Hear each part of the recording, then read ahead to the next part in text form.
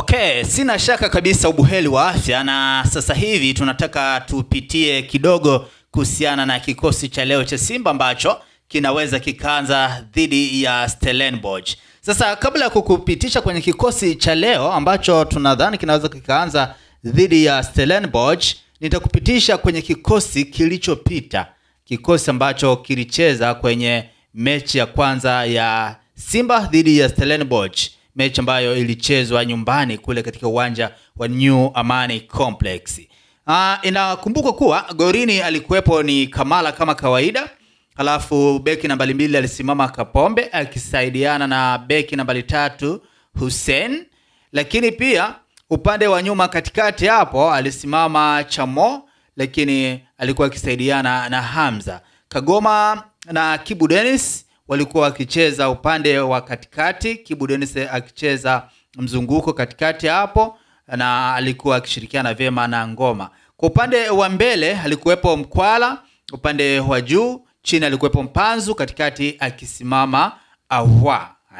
Kwa hiyo hivyo ndivyo ambavyo kikosi kilikuwa kikosi ambacho kilitangulia cha Simba dhidi ya Stellenbosch. Sasa kikosi cha leo, mabadiliko yapi ambayo tunadhani yanaweza yakafanyika? Sasa kwa sababu tayari tunajua wote kwamba Che Malone tayari amekwisha kupona, lakini pia mechi hii kwa namna ilivyo inamhitaji Ateba katika kipindi cha kwanza, na kipindi cha pili wakisha tepeta hawa Stellenbosch anaweza kaingia Mkwala, ama Ateba anaweza kuendelea kulingana na vile ambavyo kocha atakiona kiwango chake. Sasa kwa upande wa kikosi cha leo ni kwamba golini anaweza akasimama Kamala, na beki nambari 2 anaweza kabakia Kapombe kama ilivyo, beki nambari 3 akabaki Hussein, na upande wa beki wa nyuma katikati akabakia Che Malone akisaidiana na Hussein hapo, na upande wa nyuma katikati mbele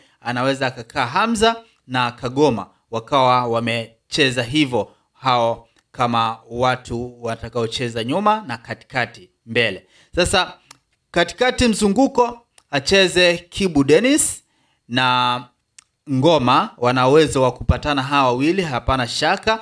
Na upande wa mbele kwa juu acheze Ateba, halafu katikati acheza wana, upande wa chini acheze Mpanzu. Kwa hiyo kikosi hicho kitakuwa kimekamilika kabisa. Kwa hiyo kikosi cha leo tunatarajia awepo Kamala, Kapombe, Hussein, Che Malone, Hamza, Kagoma, Kibu, Ngoma, Ateba, Ahwa na Mpanzu.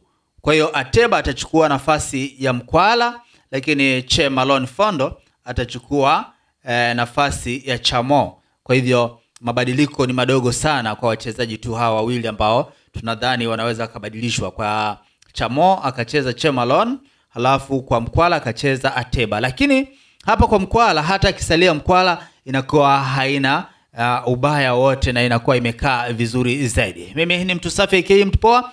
Hii ni Funny Facts, tulikuwa tunafukunyua kuhusiana na kikosi ambacho kinaweza kikaanza siku ya leo. Usisahau kutufollow kwenye mitandao yote ya kijamii, Facebook, Instagram na TikTok ni Mtu Poa, lakini YouTube tunatumia Simulizi Forum TV. Usisahau kusubscribe, kulike na kucomment. Bye bye kwa sasa, tukutane wakati mwingine.